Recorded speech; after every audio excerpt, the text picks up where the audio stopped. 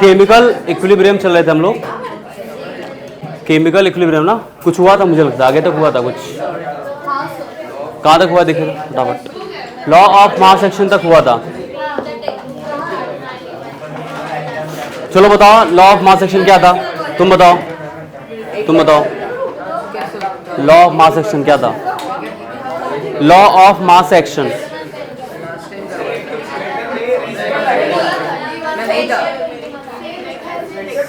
चलो तुम बोलो लॉ ऑफ मास एक्शन, तुम बताओ। आई थी,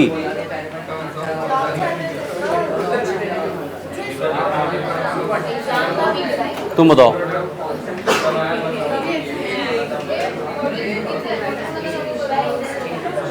कोई बताएगा लॉ ऑफ मास एक्शन क्या था?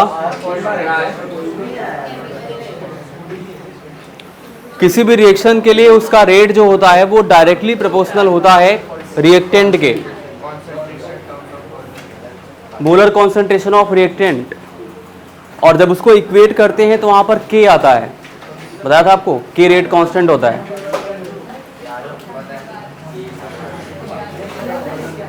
अब उसके बाद आगे चलते हैं, इक्विलिब्रियम कांस्टेंट के बारे में बात करते हैं।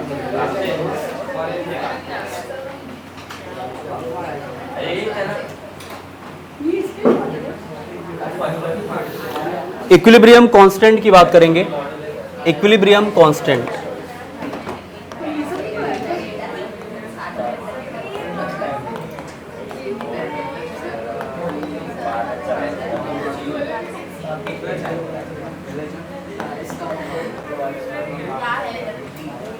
इक्विलिब्रियम कांस्टेंट इंपॉर्टेंट है। देखो अगर किसी रिएक्शन के लिए मुझे इक्विलिब्रियम कांस्टेंट लिखना होगा तो उसके लिए हम कैसे लिखेंगे, यहां पर एक रिएक्शन दे रखी है A प्लस बी, भाई दो रिएक्टेंट हैं, कंबाइन करते हैं, उसके बाद क्या बनता है प्रोडक्ट, तो यहां पर क्या होगा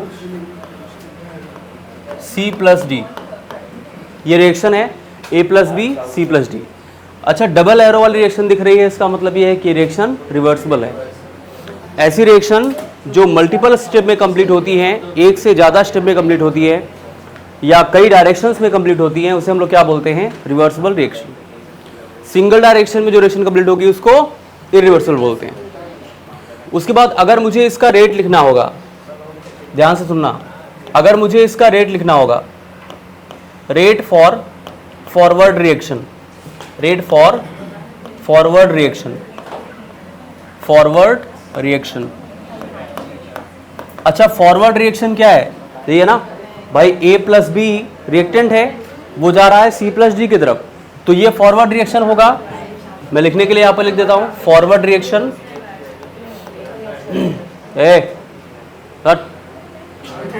पागल ऐसे, और ये बैकवर्ड,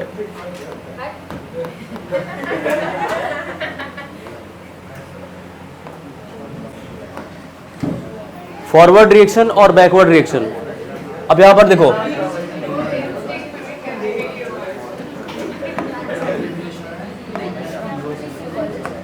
अगर मुझे रेट लिखना होगा तो क्या हो जाएगा, rate is directly proportional to, भाई रेट तो हमेशा रिएक्टेंट के ही प्रोपोर्शनल होता है ना डायरेक्टली, उसमें प्रोडक्ट का कोई रोल नहीं होता। तो यहां पर क्या हो जाएगा, rate is directly proportional to molar concentration of A and B। ये ध्यान सुनना, मैं पूछूंगा पीछे, अगर नहीं बता पाए तो ठीक नहीं होगा, इसलिए बात नहीं करो।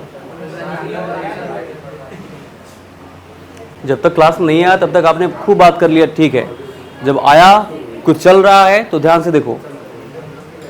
अब उसके बाद यहां पर rate is directly proportional to molar concentration of A and B, ये फॉरवर्ड रिएक्शन के लिए रेट था।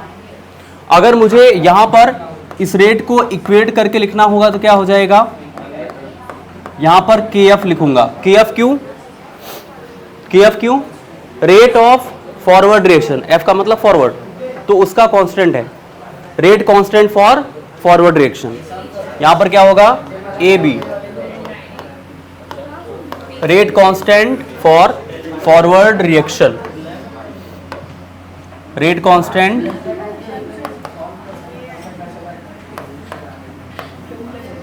KF is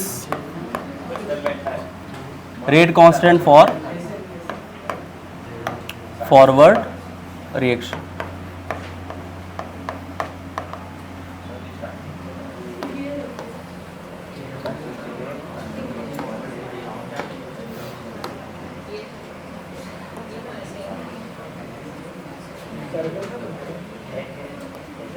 ठीक है, rate constant for forward reaction.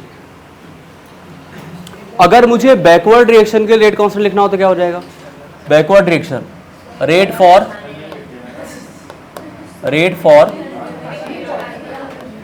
Backward reaction,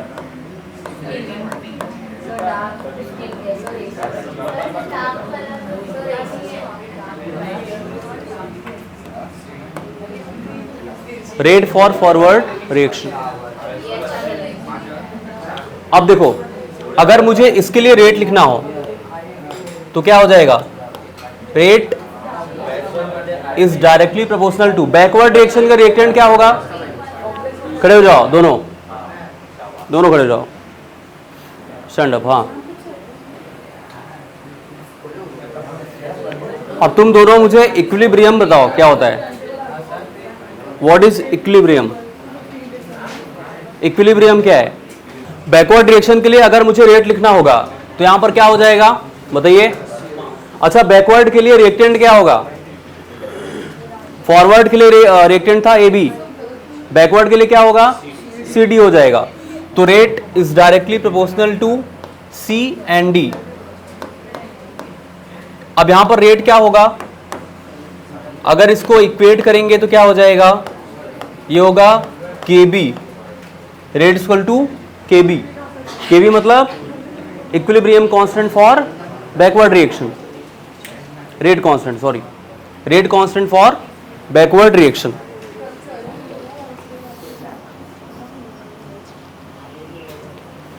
अब उसके बाद ध्यान से सुनो, C एंड D। अच्छा, इक्विलिब्रियम पे मैंने आपको क्या बताया था भाई? Rate of forward reaction equal to rate of backward reaction. अगर इक्विलिब्रियम है, इक्विलिब्रियम की कंडीशन हो रही है तो उसके लिए क्या हो जाएगा? Rate of forward reaction equal to rate of backward reaction. At equilibrium क्या होगा?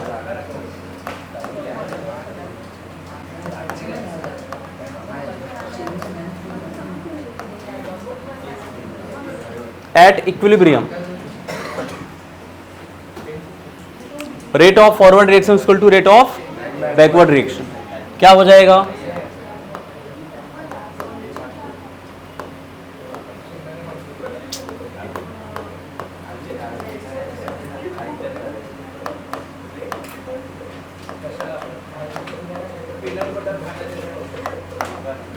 Rate of forward reaction equal to rate of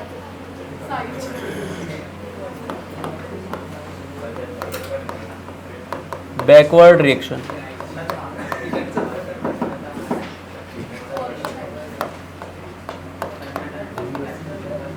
क्या हो जाएगा?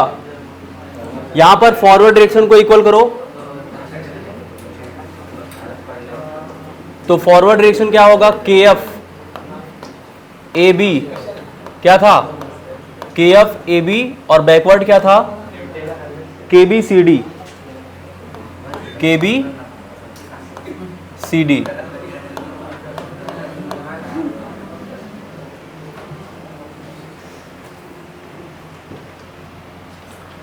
सबसे ज्यादा जो दांत दिखाने वाले हैं ये वही लोग हैं जो 10 के नीचे हैं। ये मान लो मेरी बात, 10 के नीचे वाले ही डिस्टर्ब करते हैं।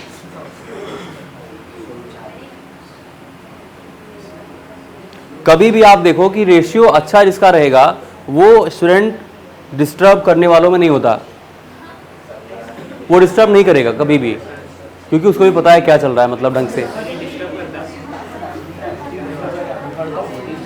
तो गधा मतलब 1 नंबर पा रहा है और आगे बढ़ता है ये। तुम्हारा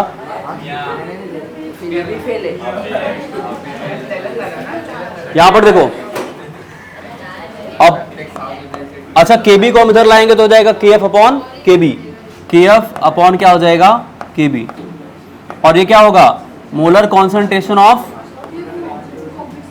सी एंड डी अपॉन क्या हो जाएगा molar concentration of a b. यानी कहने का मतलब ये है कि अगर किसी, मेरी बात सुनो ध्यान से, k f upon k b rate of forward reaction ratio rate of backward reaction, rate of forward reaction और रेट ऑफ बैकवर्ड रिएक्शन का जो रेशियो होता है वो इक्विलिब्रियम कांस्टेंट के बराबर होता है। किसके बराबर होता है? Equilibrium constant. और इक्विलिब्रियम कांस्टेंट को किससे रिवीजन करते हैं? केसी। क्या होता है इक्विलिब्रियम कांस्टेंट? क्या होता है? केसी।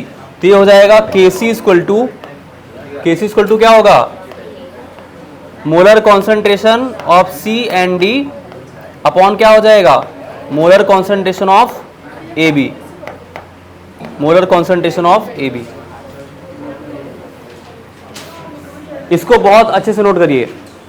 तुम बोलो यूनिट ऑफ रेट, कौन बताएगा यूनिट ऑफ रेट क्या होता है?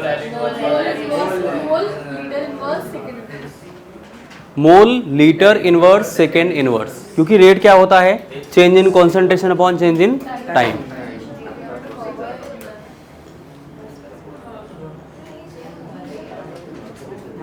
सबसे बड़ा जो डीमेरिट है तुम लोगों का वो ये है कि तुम लोग रिवीजन करके नहीं आते।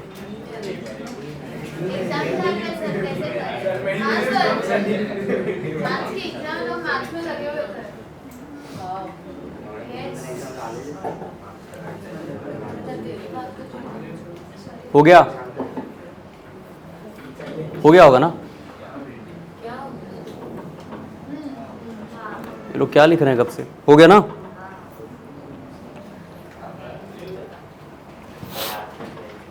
अब जैसे यहां पे देखो एक इक्वेशन दे रखा है, एक इक्वेशन है यहां पे। अच्छा केसी को क्या बोलते थे? Equilibrium constant. ठीक है, अगर इक्विलिब्रियम कांस्टेंट बोला जाए तो केसी। अब उसके बाद देखो जैसे एक रिएक्शन दे रखा है a a plus b b c c d d, ये इक्वेशन है। अब इस इक्वेशन के लिए मुझे अगर इक्विलिब्रियम कांस्टेंट लिखना हो तो फिर क्या होगा? देखो नौटंकी नहीं, इक्विलिब्रियम कांस्टेंट अगर लिखना है तो प्रोडक्ट अपॉन रिएक्टेंट, सिंपल सी बात है। Molar concentration of product upon molar concentration of reactant. तो प्रोडक्ट ये है, रिएक्टेंट वो है, पता ही है आपको। केसी क्या हो जाएगा? केसी होगा। अच्छा एक बात और सुनो,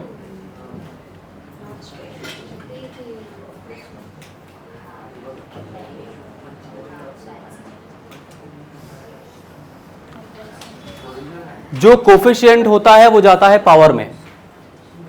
जब भी केसी लिखेंगे जो भी कोफिशिएंट रहेगा वो पावर में जाएगा। तो यहां पर देखो सी एंड डी है ना, सी डी, ये यहां पर क्या होगा? ये स्क्वायर ब्रैकेट के ऊपर होगा c to the power c and d to the power d. Small c and small d क्या होंगे? कोफिशिएंट। तो c to the power c और यहां पर डी टू द पावर क्या हो जाएगा? Small D.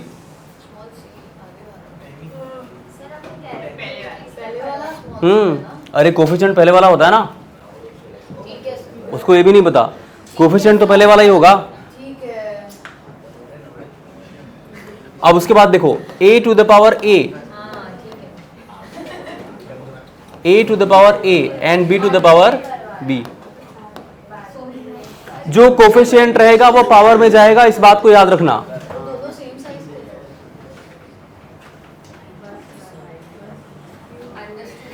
अब अगर मैं रिएक्शन को रिवर्स कर दूं, बहुत ध्यान से देखो, ये तो रिएक्शन था, ये तो मैंने कैसे लिख दिया इसके लिए।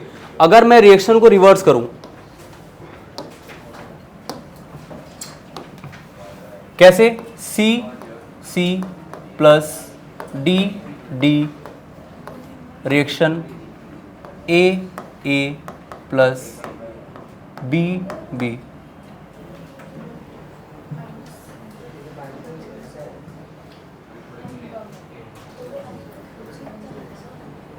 अब रेट कांस्टेंट अगर मुझे लिखना है तो रेट कांस्टेंट क्या होगा, के डैश सी हो जाएगा। के डैश सी क्यों होगा, हाँ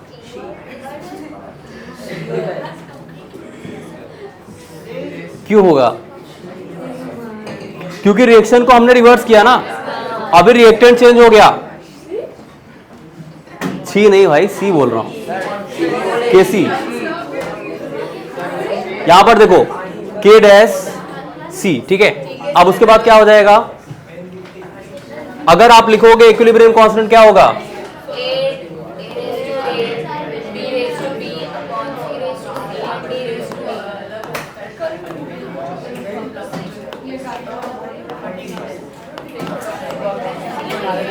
अच्छा एक बात बताओ, ये जो केसी की वैल्यू है,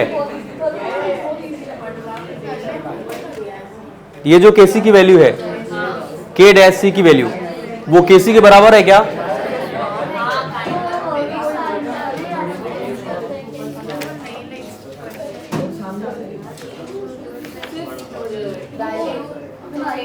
बताओ।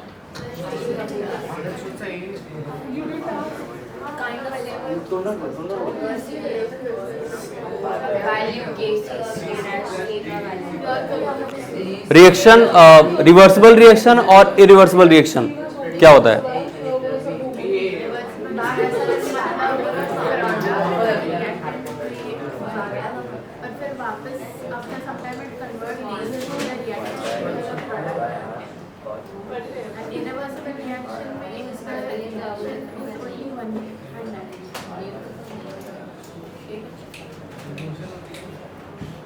इरिवर्सिबल एक ही रिएक्शन में, एक ही डायरेक्शन में कंप्लीट हो जाती है, और रिवर्सिबल जो होती है वो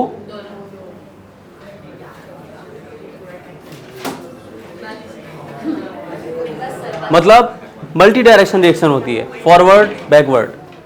अब यहां पर देखो, मैंने बोला कि केसी की वैल्यू हम लोग निकालते हैं molar concentration of product upon molar concentration of reactant. अब हमने रिएक्शन को रिवर्स कर दिया, तो यहां पर इसका केसी चेंज हुआ, इसको हमने के डैश से लिखा ना, चेंज हो जाएगा ना केसी। अब अगर इन दोनों को आप कंपेयर करो, के डैश सी और केसी में क्या रिलेशन होगा,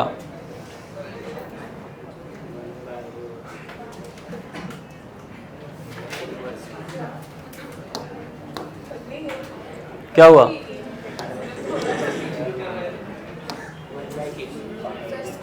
भोजन बाद में करना, पहले यहां पे देखो, क्या मैं के डैश सी को ऐसे लिख सकता हूं 1 अपॉन के सी, बताइए।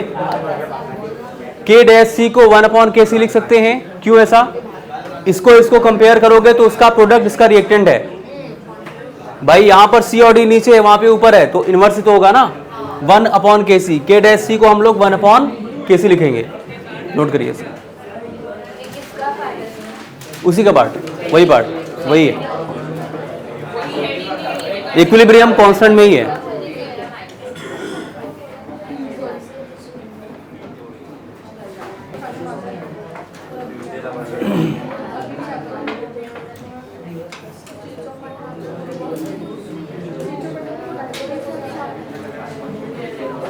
हो गया,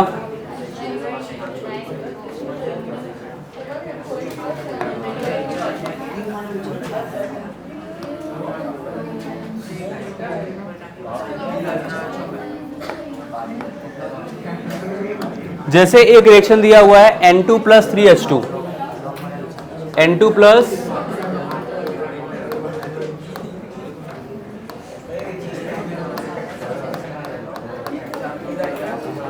2NH3,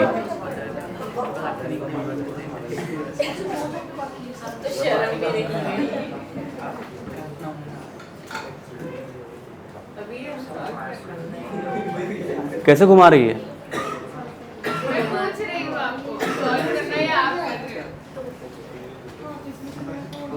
तुम बताओ, केसी कैसे लिखेंगे, केसी की वैल्यू कैसे लिखेंगे बताओ, चलो इसके लिए इक्विलिब्रियम कांस्टेंट बोलो,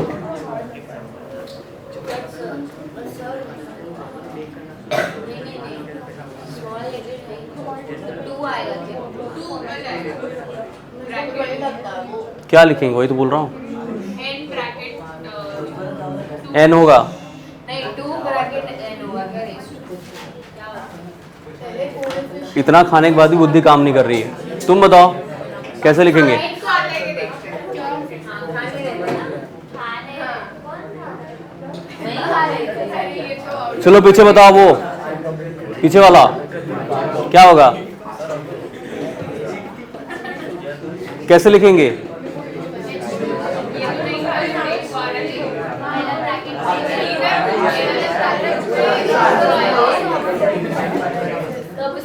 चलो तुम बोलो कैसे लिखेंगे, केसी। हाँ NH3 2 होगा पावर में। अभी रुक जाओ, अभी वो बता रही है। हाँ N2 H2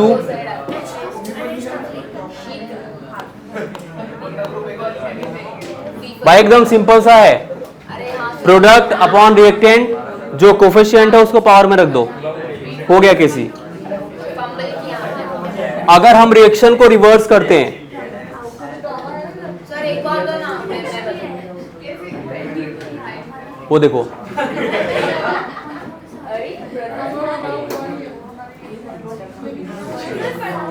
सर एक और रिएक्शन हमें आप बोल दीजिए कि आप इतने बताएंगे आते आते रिएक्शन बताओ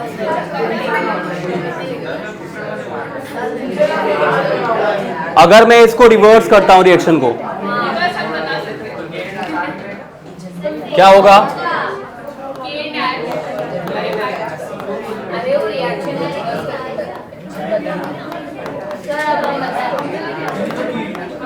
चलो तुम बताओ, अरे नहीं ना सर मुझे बताना K डैश C क्या हो जाएगा, मैं बता रही हूँ ये बताएगा।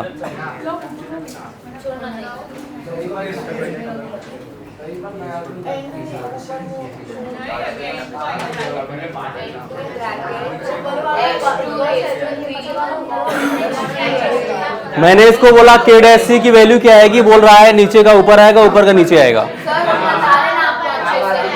ऐसे लिखोगे, ऐसे एग्जाम में लिखोगे फिर तो हो गया।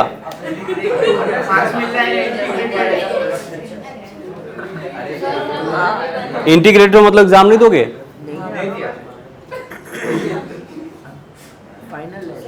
ऐसा उल्टा पुल्टा लिखोगे तो एग्जामिनर अगर पागल होगा तो पूरा काट देगा, जीरो।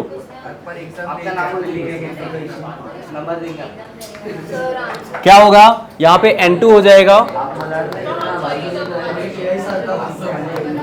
H2 का cube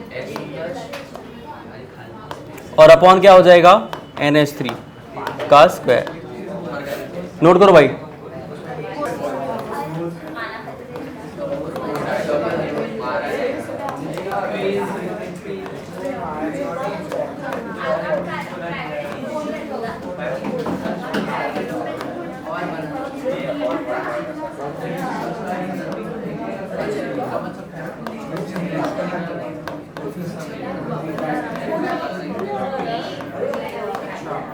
equilibrium constant with respect to partial pressure.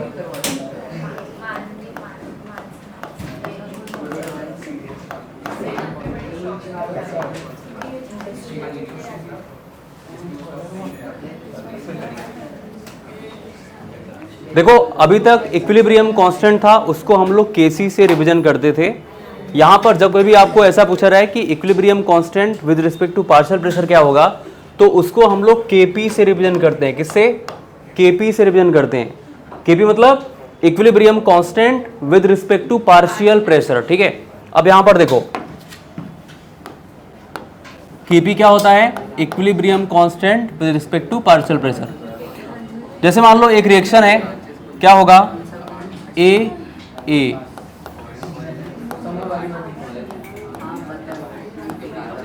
C plus d.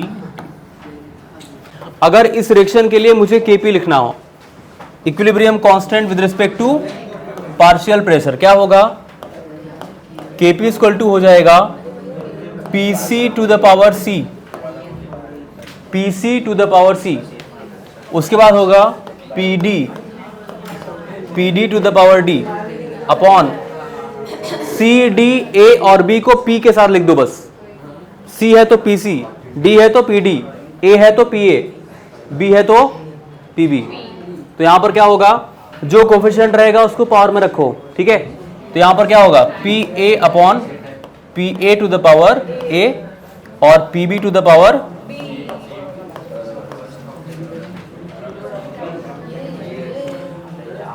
अच्छा, PA, PB, PC और PD क्या है यहां पे,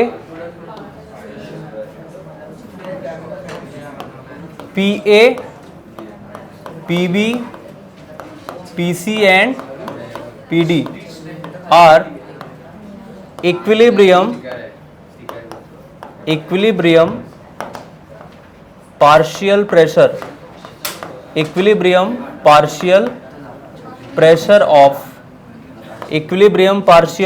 of A, B, C and D। ठीक है। अगर कभी भी आपको पूछा रहा है कि PA, PB, PC और PD क्या है, तो आप बताओ इक्विलिब्रियम पार्शियल प्रेशर है A, B, C, D का, ठीक है। PA, PB, PC and PD याद रहेगा, इसको नोट करिए अच्छे से।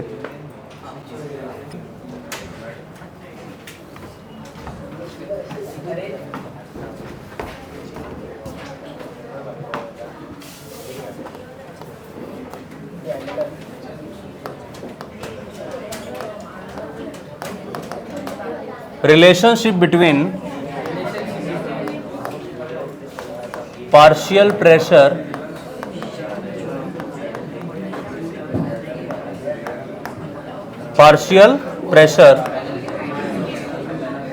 And concentration.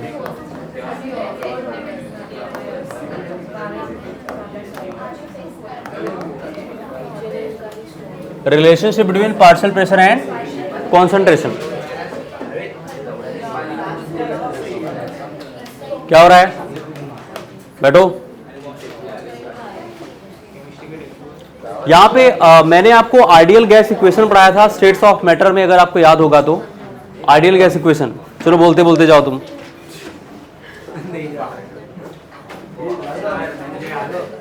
बता के फिर जाओ ideal gas equation. Ideal gas equation बता के जाओ। Sir, it is an equation.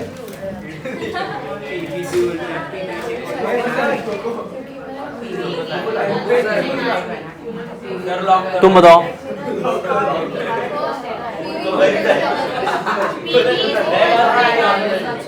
PV equal to NRT, very good. यहां पर देखो,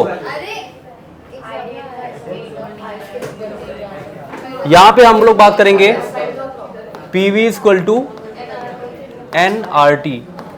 ये था ideal gas equation, ideal gas equation.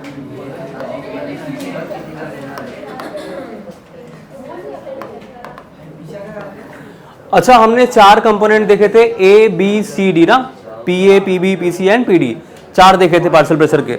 अगर हमको A कंपोनेंट के लिए, इसको बहुत ध्यान से देखना, अगर A कंपोनेंट के लिए हमको यहां पर रिलेशनशिप दिखना हो पार्शियल प्रेशर और कॉन्सेंट्रेशन में, तो क्या होगा, फॉर कंपोनेंट A,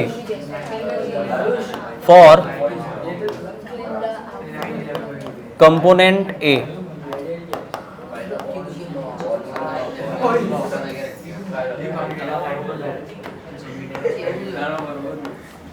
अच्छा क्या हो जाएगा, देखो जरा, इसको हम लोग लिखेंगे PA। क्या लिखोगे, PA into V equal to क्या हो जाएगा, NART।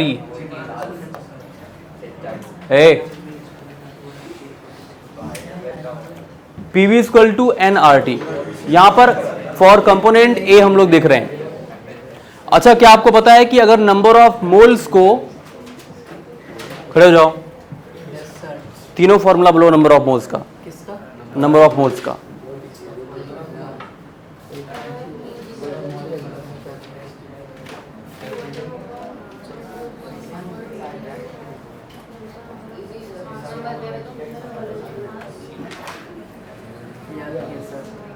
अगर बात करो कुछ भी ना तो तैयार रहो कि अगर मुझसे कुछ पूछा रहेगा तो मैं बता लूँगा, उस लेवल तक तैयार रहो।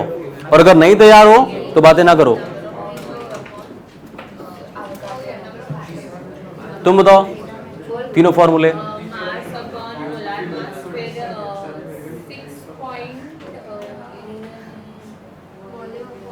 हाँ volume of gas at STP upon 22.4 dm3, और तीसरा वाला number of atoms upon 6.022 into 10⁻²4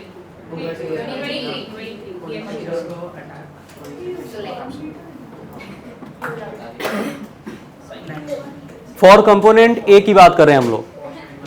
अभी कुछ लोग हो जाएगा तो बोलेंगे अभी समझ में नहीं आया, क्यों जानते हो? क्योंकि उस टाइम पे आपने ध्यान नहीं दिया। जब मैं बोलता हूँ कि ध्यान सुनो, इंपॉर्टेंट है, तो फिर इंपॉर्टेंट है वो। P A into V equal to N A R T होगा। हम लोग आइडियल गैस इक्वेशन जानते हैं, हमने पढ़ा है P V equal to N R T. हम लोग कंपोनेंट ए की बात कर रहे हैं, इसलिए हमने पी ए लिखा हुआ है। और यहाँ पर क्या है, v equal to N a, number of moles of a, क्योंकि कंपोनेंट ए की बात हो रही है। मैंने आपको ये बोला कि अगर नंबर ऑफ मोल्स को हम लोग वॉल्यूम से डिवाइड करते हैं, नंबर ऑफ मोल्स को अगर आप वॉल्यूम से डिवाइड करते हो तो ये हो जाता है कॉन्सेंट्रेशन। क्या हो जाता है? कॉन्सेंट्रेशन। जब कभी भी स्क्वायर ब्रैकेट रखा हो तो समझ लो वो मोलर कॉन्सेंट्रेशन को रिप्रेजेंट कर रहा है। कौन? ए, क्योंकि हम लोग मोल्स ऑफ ए की बात कर रहे हैं। तो नंबर ऑफ मोल्स को अगर हम वॉल्यूम से डिवाइड कर रहे हैं तो ये किसको रिप्रेजेंट करता है? कॉन्सेंट्रेशन को। नंबर ऑफ मोल्स को वॉल्यूम से डिवाइड करने पे कॉन्सेंट्रेशन आता है, इस बात को ध्यान से सुनना। अब उसके बाद क्या हो जाएगा, अगर मैं पी ए इक्वल टू लिखूंगा, यहां पर क्या होगा, एन ए अपॉन क्या होगा, वी, और ये हो जाएगा आर टी, होगा ना। Number of moles upon volume हमने क्या बताया आपको, concentration of a, molar concentration of ए।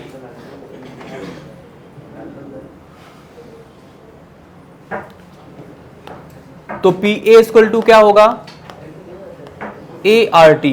क्या हो जाएगा, A are T, A R T. P S equal to क्या हुआ, अगर कभी भी फॉर कंपोनेंट ए मुझे बोला जाए कि पार्शियल प्रेशर और कॉन्सेंट्रेशन में क्या रिलेशन होता है तो क्या बताओगे, P S equal to A are T. अगर पी ए का ए आर टी आया तो पी बी का क्या आएगा, बी आर टी। सिंपल सी बात है। तो पी बी इक्वल टू क्या हो जाएगा, molar concentration of B R T. P C का क्या हो जाएगा, वेरी गुड, यहां पर हो जाएगा P C equal to C R T. ठीक है, P C equal to C R T. And P D equal to क्या होगा, पी डी इक्वल टू क्या हो जाएगा, D are T, D are T. ठीक है, नोट करिए इसको। अब जो इसके बाद जो होने जा रहा है ना, वो इस चैप्टर का सबसे इंपॉर्टेंट टॉपिक है।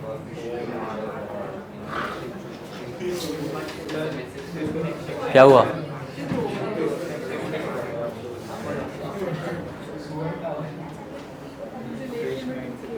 हाँ, ये एग्जाम में न सिर्फ आपके बोर्ड के एग्जाम में बल्कि हर एक एग्जाम में पूछा गया है। सीटी में, नीट में, जेई में, हर एग्जाम में आया है। और क्वेश्चन आते हैं तो यही से बनते हैं। चलो, relation between Kp and Kc, बहुत ध्यान से देखना। Relation between Kp and KC.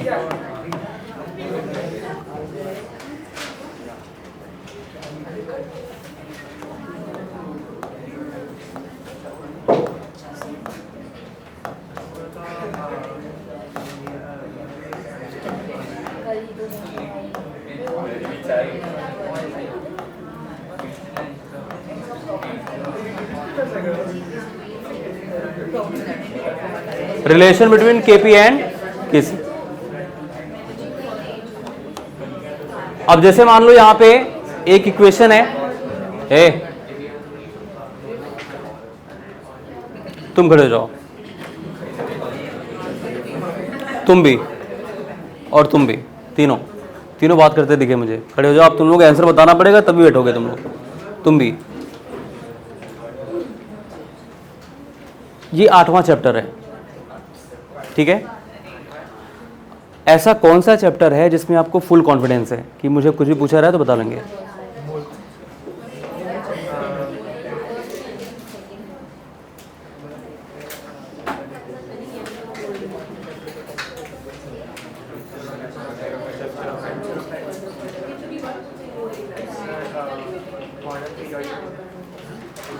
Modern periodic,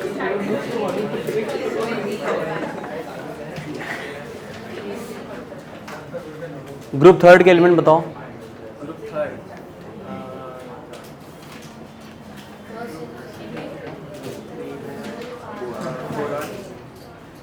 boron आता है ग्रुप थर्ड में।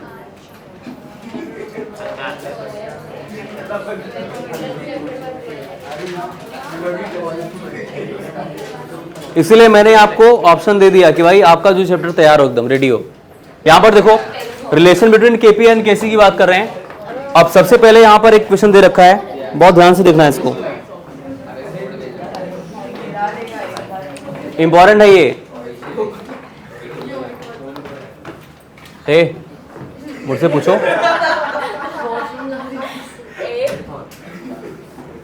ए प्लस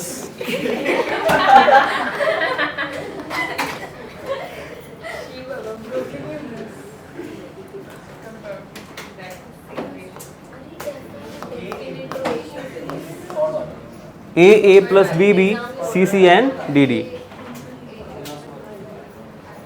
अब उसके बाद क्या होगा, अगर मुझे यहां पर केपी लिखना हो तो क्या हो जाएगा? देखो अगर मुझे केपी लिखना हो तो क्या होगा, अभी हमने देखा था कुछ टाइम पहले, केपी इक्वल टू क्या होगा, PC to the power C, very good, पहली बार कुछ बता रही है जीवन में। कितने बार बताया मैंने।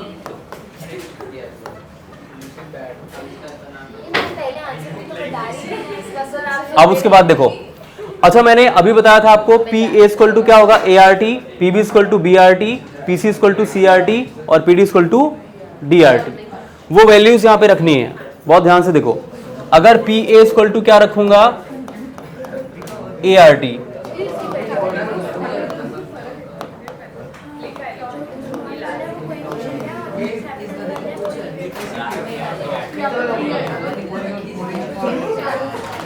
PC equal to C R T और पीडी इक्वल टू क्या होगा,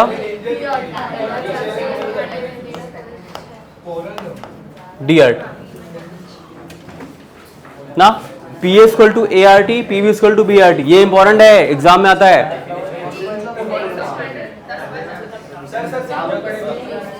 क्या हो जाएगा देखो, अगर पीसी इक्वल टू मैं लिखूं,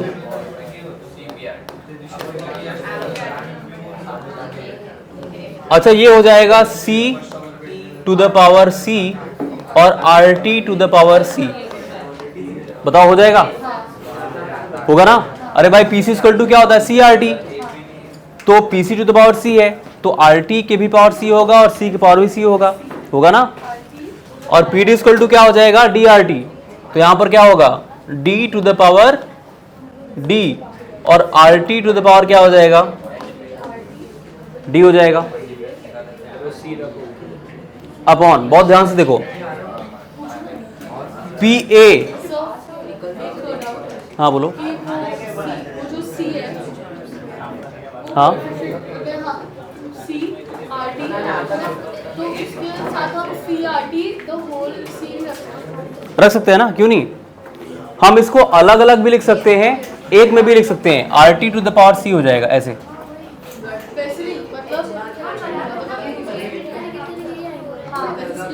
हम एक साथ भी रख सकते हैं, आप चाहो तो अलग अलग भी रख सकते हो, वही रखा है हमने, ठीक है। A B to the power X या फिर ए की पावर एक्स बी की पावर एक्स अलग लिख सकते हो, वही है। और क्या होगा देखो यहां पे पी ए आर टी, तो यहां पर हो जाएगा A to the power A और R T to the power क्या हो जाएगा, ए।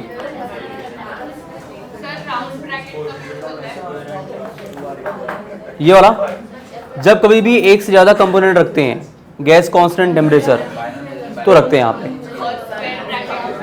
कॉन्सेंट्रेशन, वो मोलर कॉन्सेंट्रेशन को रिप्रेजेंट करता है, याद रखना उसको। यहाँ पर देखो, अब उसके बाद क्या होगा, a to the power a RT to the power a, क्योंकि PA क्या होता है, ART होता है ना। PB क्या होगा, B to the power B खड़े हो जाओ। ओजोनोलाइसिस बताओ, ओजोनोलाइसिस तुम बताओ, ओजोनोलाइसिस क्या होता है। इतना चिल्ला चिल्ला के पढ़ाया हूं, सिर पटक पटक के पढ़ाया मैंने, है कि नहीं। और वो भी इसलिए ताकि इन लोगों को सेट हो जाए, जब भी पूछा जाए तो बता पाए। चाहता तो फास्ट जा सकता था, लेकिन आराम आराम से गया हूं। अच्छा, सबसे पहले बताओ कितने लोग हैं जो बता सकते हैं कि हाँ यही होता है। हाँ हाँ बोलो। मैं पूछ रही थी ये जो O3 CCl4 है, इसे क्या कहते हैं, कैटलिस्ट? हाँ, reagent, reagent. Catalyst task ozone O3 और कार्बन टेट्राक्लोराइड CCl4। ठीक है सर। कोई नहीं है, क्या कोई भी नहीं जो बता पाए। ये बोलना आता है, ब्रेक्स डबल बॉन्ड ब्रेक करो कार्बन कार्बन के बीच वाला, ऑक्सीजन ऑक्सीजन कनेक्ट कर दो कार्बन को, हो गया ओजोनोलाइसिस। ये रिडक्टिव है। ऑक्सीडेटिव में कार्बन को ऑक्सीजन देते हैं और उसके पास जो हाइड्रोजन होता है उसको भी ऑक्सीजन देते हैं, डबल बॉन्डेड कार्बन को, ध्यान देना। अब उसके बाद देखो, a to the power a RT to the power a, PB क्या हो जाएगा, PB क्या होगा, ये हो जाएगा यहाँ पे b to the power b और RT to the power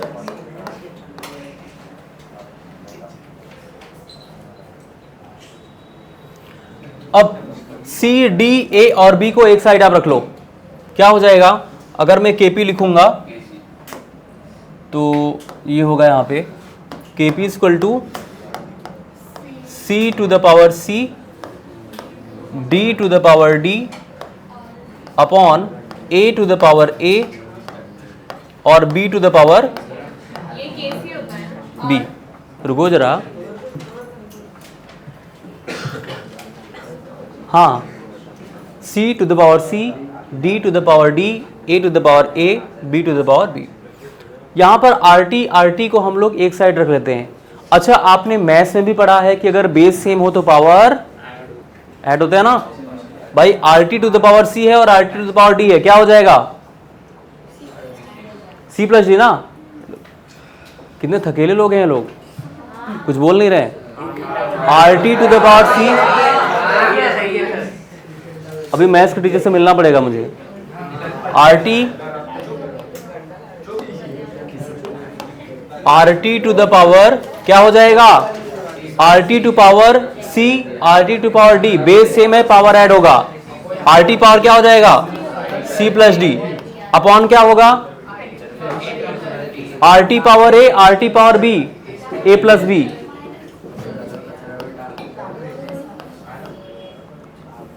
A plus B।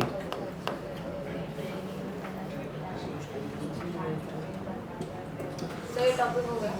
रुको जरा,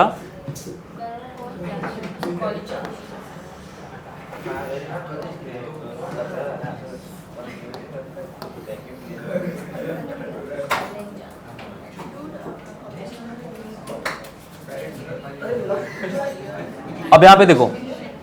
अच्छा, RT to power C plus D upon RT power A plus B, अगर मैं RT को ऊपर ले जाऊंगा तो माइनस हो जाएगा, होगा ना। तो यहां पर कुछ ऐसे हो जाएगा, Kp इक्वल टू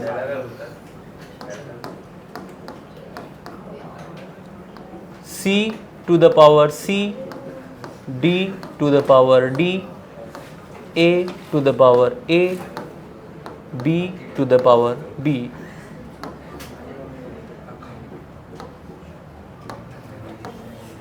और हो जाएगा RT power C plus D minus क्या हो जाएगा, A प्लस बी। क्लियर है ना? अब यहां पर क्या होगा, देखो मेरी बात ध्यान से सुनो। C प्लस डी को अगर माइनस करते हैं, C प्लस डी में से माइनस करते हैं A प्लस बी को, C और D, A B C ये सब क्या हैं, कोफिशिएंट है ना भाई। कोफिशिएंट ऑफ प्रोडक्ट C और D क्या थे, कोफिशिएंट ऑफ प्रोडक्ट। अरे ठीक है, उसको उसका मीनिंग समझो पहले। A और B क्या था, रिएक्टेंट का कोफिशिएंट, और C D प्रोडक्ट का। तो प्रोडक्ट माइनस क्या करते थे, रिएक्टेंट करते थे। इसको हम लोग डेल्टा एन बोलते हैं। क्या बोलते हैं इसको, delta N. C plus D minus A plus B क्या बोलते हैं इसको, डेल्टा एन बोलते हैं।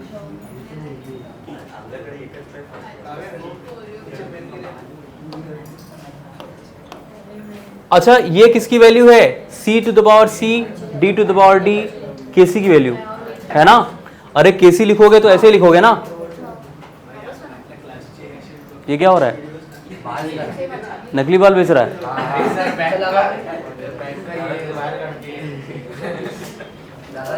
क्या हो जाएगा,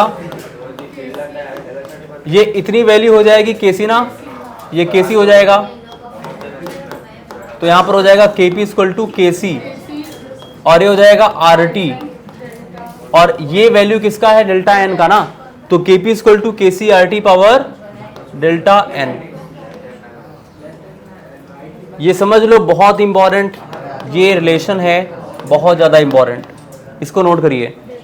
KP इक्वल टू, अगर आपसे पूछा रहा है, हाँ डेल्टा एन है change in gaseous mole of product and reactant, ठीक है। Change in gaseous mole of product and, मैं यहां पे लिख देता हूं, डेल्टा एन क्या है,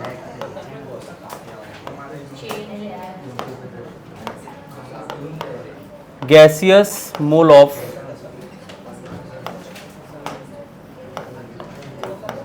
product and reactant.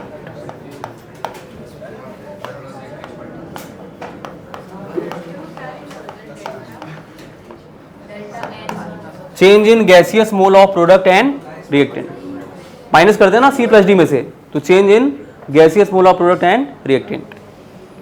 KC equilibrium constant है, पर पता है आपको, R गैस कांस्टेंट है, T टेम्परेचर है।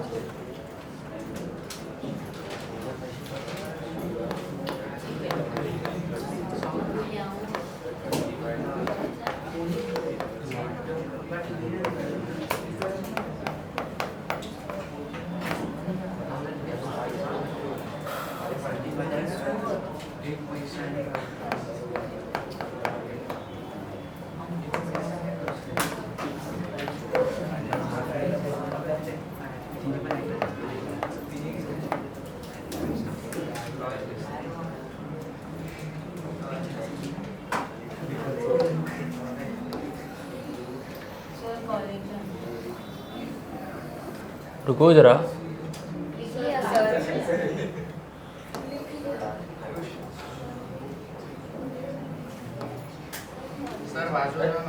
रुको जरा।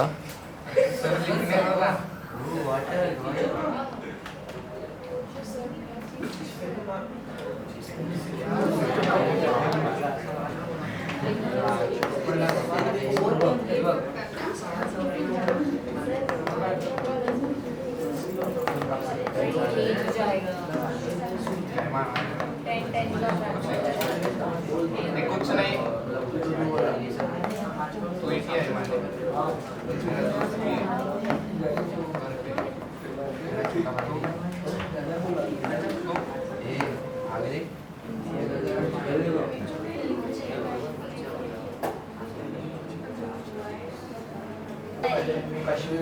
अच्छा एक बात ध्यान देना, मेरी बात सुनो। अगर कभी भी कोई भी कंपोनेंट सॉलिड स्टेट में दिया है या फिर प्योर लिक्विड स्टेट में दिया है, तो उसका मोलर कॉन्सेंट्रेशन 1 होता है। क्या बोला मैंने? अगर कोई भी कंपोनेंट सॉलिड स्टेट में है या फिर प्योर लिक्विड स्टेट में है, तो उसका कितना होगा 1 होगा, इस बात को याद रखना। मोलर कॉन्सेंट्रेशन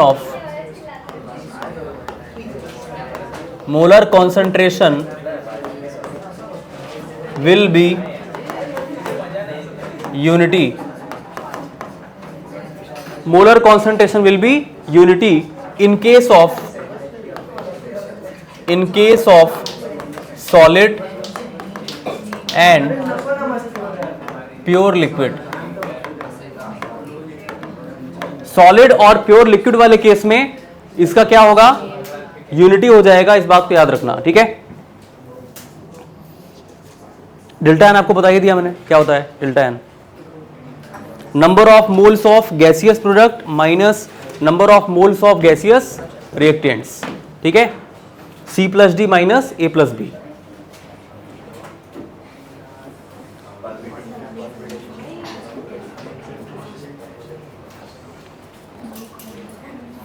स्टैंडर्ड प्रेशर क्या होता है, 1 बार, 1 बार इक्वल टू कितना पास्कल होता है, 10⁵ पास्कल ना, बताया गया था आपको स्टेट्स ऑफ मैटर में।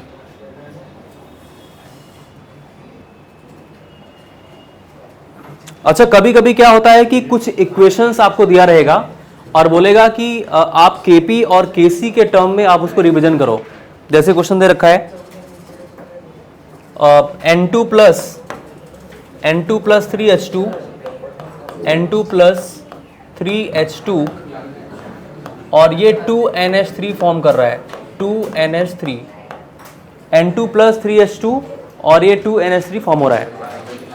तो पूछ रहा है कि right expression of Kp in terms of Kc, sorry, ठीक है, ये क्वेश्चन है, right expression of Kp in terms of Kc, in terms of Kc।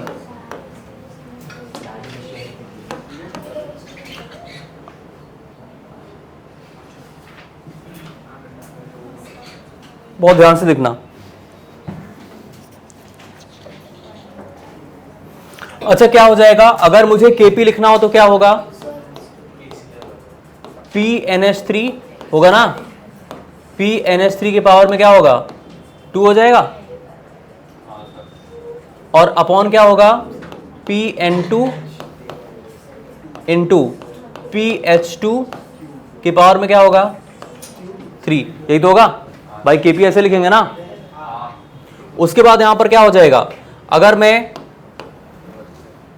Kp की बात करता हूं तो PNH3 क्या होगा, Pa था तो ART हमने लिखा था, याद करो, Pb था तो BRT, Pc था तो CRT, तो PNH3 है तो क्या हो जाएगा,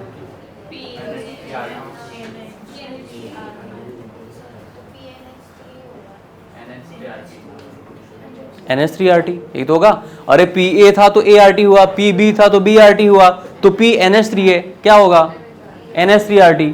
तो यहां पर क्या हो जाएगा NH3, ये ब्रैकेट में लिखना NH3, अच्छा उसके पावर में 2 है तो, और RT के पावर में भी क्या होगा 2 होगा ना, अपॉन क्या हो जाएगा PN2 N2RT, तो यहां पर होगा N2RT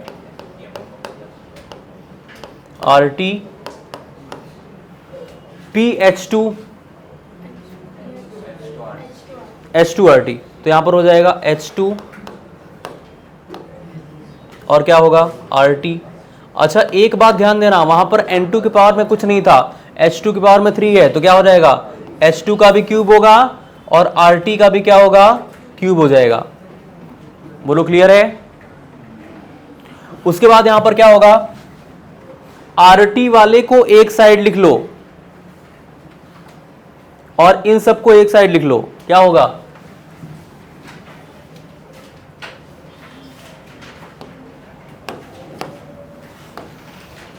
यहां पर हो जाएगा Kp इक्वल टू NH3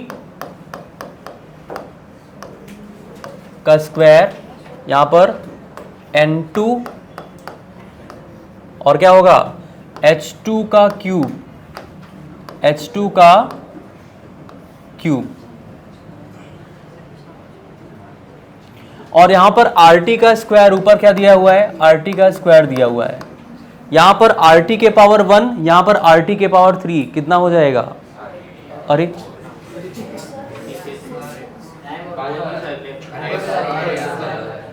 ना, RT के पावर 3, RT के पावर 1, RT के पावर 4 ना, तो यहां पर क्या होगा? RT to the power 4।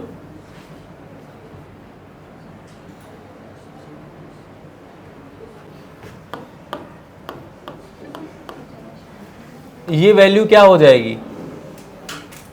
अगर तुम Kc लिखते तो Kc यही तो होता, अरे NH3 का स्क्वायर अपॉन N2 H2 का पावर क्यूब, यही तो होता ना Kc।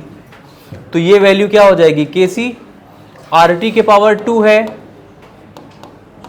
और ये पावर 4 है, ऊपर जाएगा तो 2 माइनस 4 हो जाएगा ना। 2 माइनस 4 कितना होता है? -2। तो Kp इक्वल टू क्या हो जाएगा? Kc RT के पावर में क्या होगा? -2।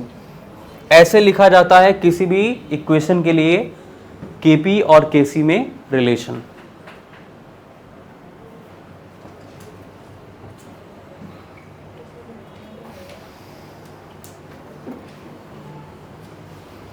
हो जाएगा?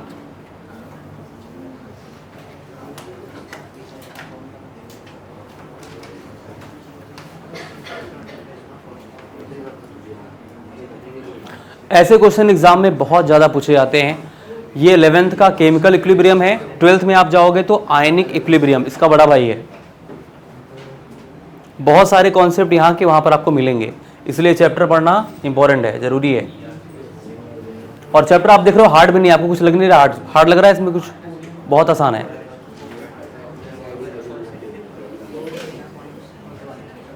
थोड़ा चैलेंजिंग वहाँ मिलेगा आयनिक इक्विलिब्रियम में। हो गया? अब उसके बाद देखो यहाँ पे H2 प्लस I2,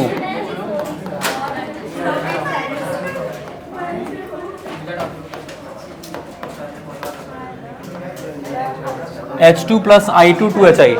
इसके लिए बताओ आप Kp और Kc में क्या रिलेशन होगा?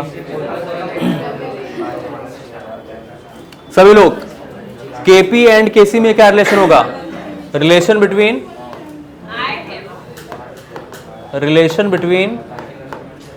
Kp and Kc, relation between Kp and Kc। बताओ चलो सब लोग,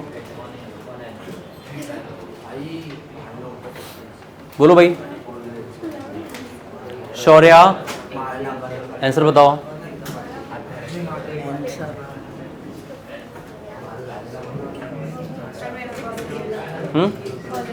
कौन सा कॉलेज? पेंड्रा। ये अगर क्या कहते हैं, यहाँ पे 2 है इसलिए नहीं, यहाँ पे 2NH3 था इसलिए ब्रैकेट लगा के ऊपर किया, पर यहाँ पे N2 के पहले कोई नंबर नहीं है तो आपने ब्रैकेट नहीं लगाना। अगर Kc लिखोगे तो ब्रैकेट लगाना पड़ेगा ना, ब्रैकेट तो रहेगा ही रहेगा ना, बस उसमें कोफिशिएंट नहीं है तो पावर में नहीं जाएगा बस। यहाँ पे कोफिशिएंट नहीं है तो आपने ब्रैकेट नहीं लगाया, बस P N2 हाँ ठीक है, ब्रैकेट नहीं लगाना। हाँ कोई बात नहीं, चलेगा।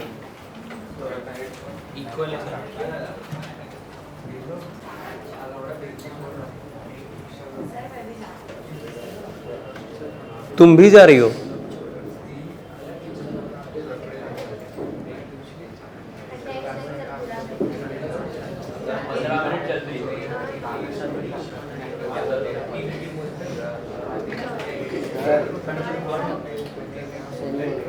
तुम्हारा नाम बताओ पहले।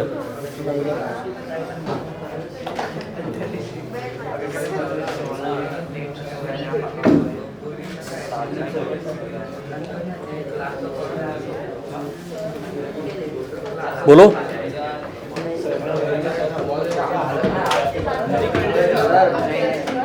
क्या हुआ? कितना आया? कॉपी तो नहीं किया? KP इक्वल टू KC आएगा। देखो यहाँ पे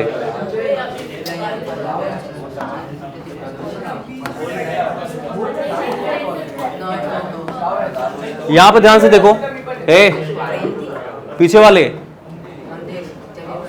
अगर मुझे KP लिखना होगा तो क्या हो जाएगा? KP क्या होगा?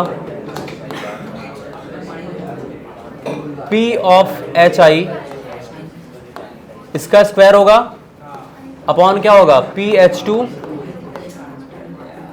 इंटू PI2 हो जाएगा ना, PH2 अपॉन PI2। अब उसके बाद क्या हो जाएगा? KP इक्वल टू, अच्छा PHI है तो HIRT होगा। कहाँ पे क्यों आएगा? कहाँ भाई, किस जगह? इसमें कहीं पे 3 दिख रहा है आपको? तो यहां पर क्या होगा? HIRT क्या होगा? HIRT HI का क्या होगा? स्क्वायर होगा, होगा ना, पावर में 2 है, स्क्वायर होगा, यहां पर भी 2 होगा, अपॉन क्या हो जाएगा? H2RT होगा, H2RT और अपॉन क्या हो जाएगा? I2RT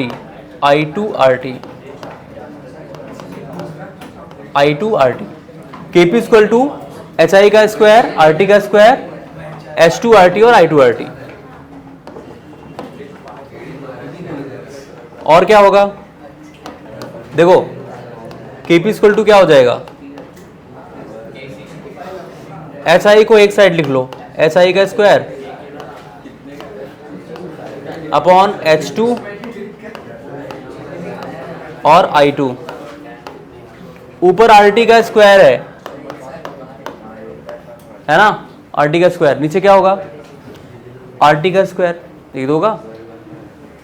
अरे भाई ऊपर वही है, नीचे वही है, RT का स्क्वायर हो जाएगा, ये कैंसिल होगा 1, तो HI का स्क्वायर और H2I2 ये KC की वैल्यू होगी, होगी ना, तो KP इक्वल टू क्या हो जाएगा? HI का स्क्वायर अपॉन क्या होगा? H2I2, तो ये हो जाएगा, ये KC की वैल्यू होगी, KP इक्वल टू KC, ऐसे फाइंड करेंगे।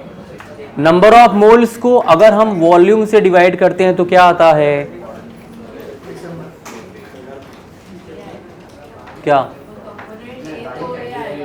हाँ मतलब A है तो A आएगा, लेकिन नंबर ऑफ मोल्स को वॉल्यूम से डिवाइड करते हैं तो क्या आता है?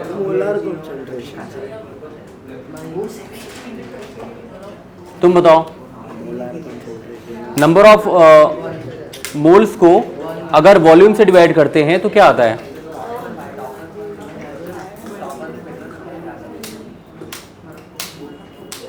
यही देख रहा हूं कितने लोगों ने लेक्चर को ध्यान से देखा है, सुना है, और क्या भी बताया गया था? हाँ बोलो, ये तो आपने रिलेशन बता दिया KP KC में। नंबर ऑफ मोल्स को वॉल्यूम से डिवाइड करेंगे तो क्या बने? Molar concentration. रेट लॉ क्या बताया गया था? Rate law, rate law, red नहीं, रेट लॉ,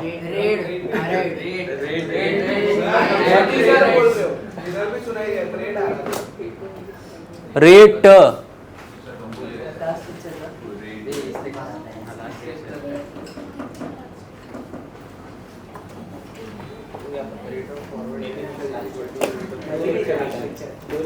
आप बताइए।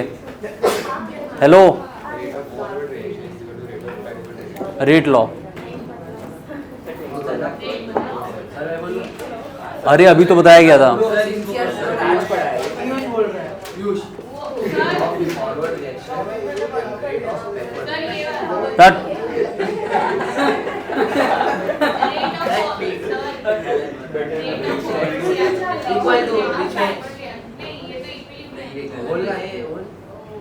ये रेट है। क्या बताया गया? मॉली वो बॉटल में डाल के फेंकते हैं। अबे मैं मॉली बोल रहा हूँ, मॉली मालूम है? लॉ ऑफ मास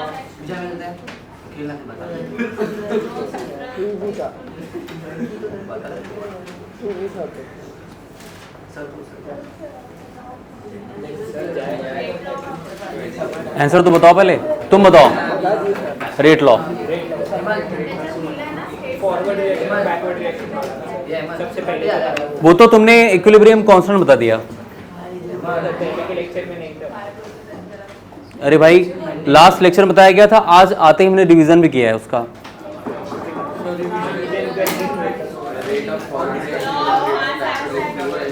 वही तो वो बोला।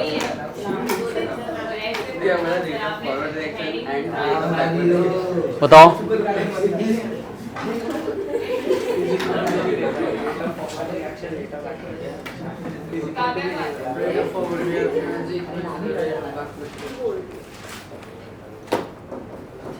कुछ भी क्या, एग्जाम नहीं देना है?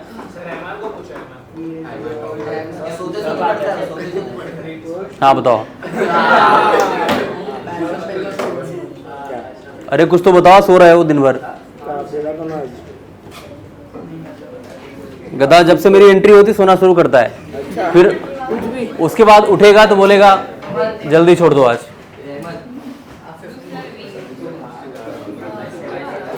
और कौन बच रहा है, तुम बताओ तो। लॉ ऑफ मास एक्शन क्या था? Mass action.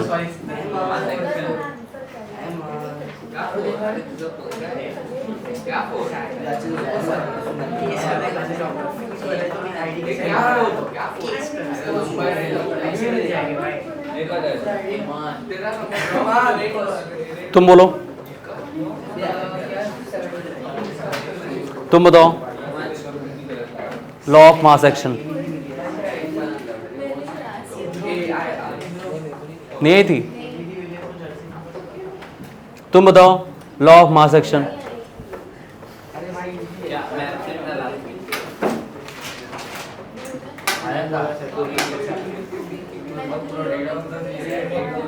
और कौन बच रहा है फिर? इक्विलिब्रियम बताओ।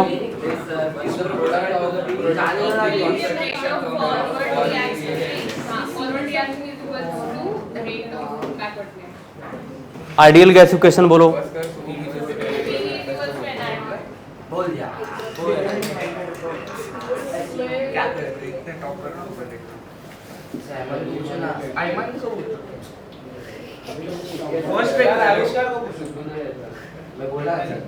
बोला दूसरा भी चालू देना। तुम्हारा नाम आविष्कार है?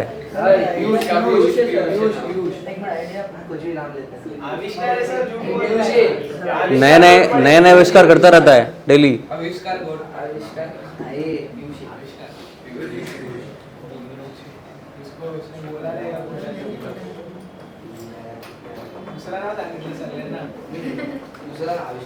अच्छा, मैंने के एफ और के बी क्या बताया था अभी आज के लेक्चर में?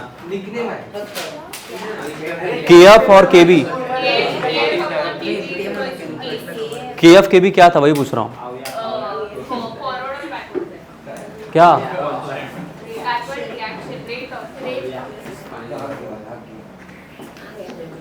रेट कांस्टेंट था। Rate constant for forward reaction and rate constant of backward reaction.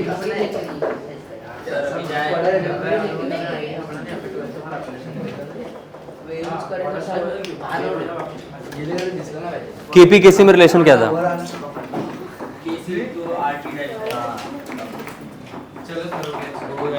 Delta N क्या था? नेक्स्ट लेक्चर में पूछना। नेक्स्ट लेक्चर में कभी आपका वेडनेसडे।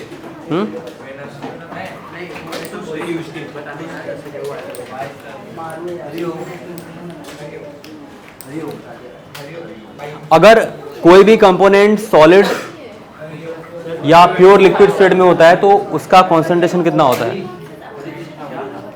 कोई भी कंपोनेंट अगर सॉलिड स्टेट में हो या प्योर लिक्विड स्टेट में हो तो क्या होता है उसका कॉन्सेंट्रेशन?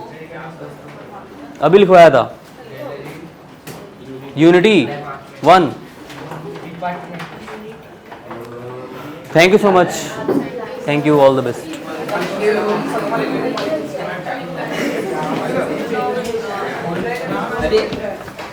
चल चल